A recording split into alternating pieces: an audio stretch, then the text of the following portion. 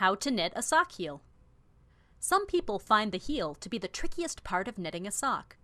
There are many ways to knit a heel, and this video will step you through knitting a basic sock heel with a flap from the top down. A sock heel is made up of 3 parts. The heel flap is the fabric that runs down the back of your heel to the ground. The heel turn is the part where your knitting takes a 90-degree turn so that you can continue on to the foot of your sock. Finally, the gusset is what keeps your sock from being shaped like a tube sock. It allows the sock to conform to the natural angle of your foot. The heel flap is usually worked on half of the stitches used for the leg of the sock. For example, for the average women's sock knit in sock yarn, the leg would be about 60 stitches around. This means that the heel flap would be 30 stitches wide.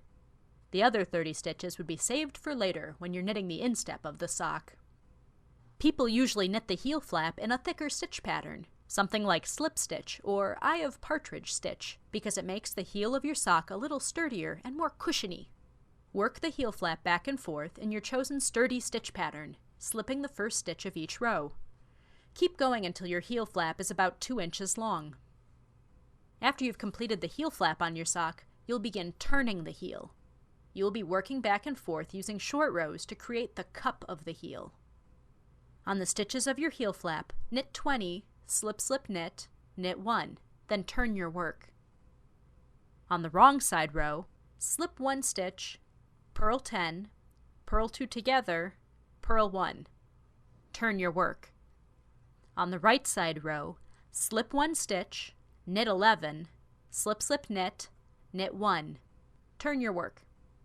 The slip slip knit should fall on the gap left by turning your work.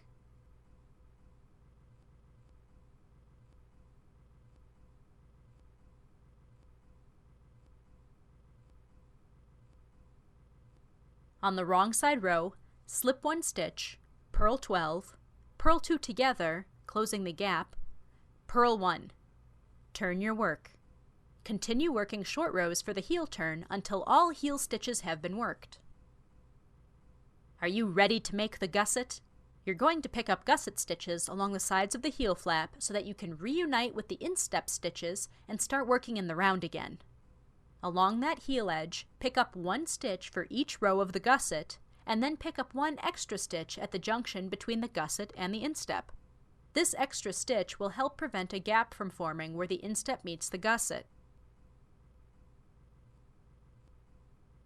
Work across the instep stitches, then pick up gusset stitches along the other side of the heel flap. You should now have all of your stitches ready for working in the round again. If you started knitting the foot of your sock right now, it'd be way too big around. You need to gradually decrease your gusset stitches until you're back down to the original number of stitches that you cast on, usually around 60 stitches. This decreasing is what gives you that nice angle to your sock that matches the natural shape of your foot. To work the gusset decrease, every other row you will work a matched decrease on each side of the gusset where the gusset meets the instep. Decreasing every other row will help you get the correct angle for your gusset. For the matched decrease, knit 2 together on the first decrease, and then slip slip knit on the second decrease. This will cause the 2 decreases to mirror one another.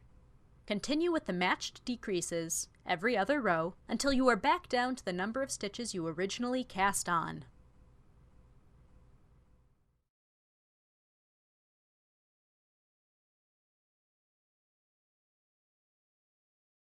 Knitpicks is passionately committed to affordable luxury knitting.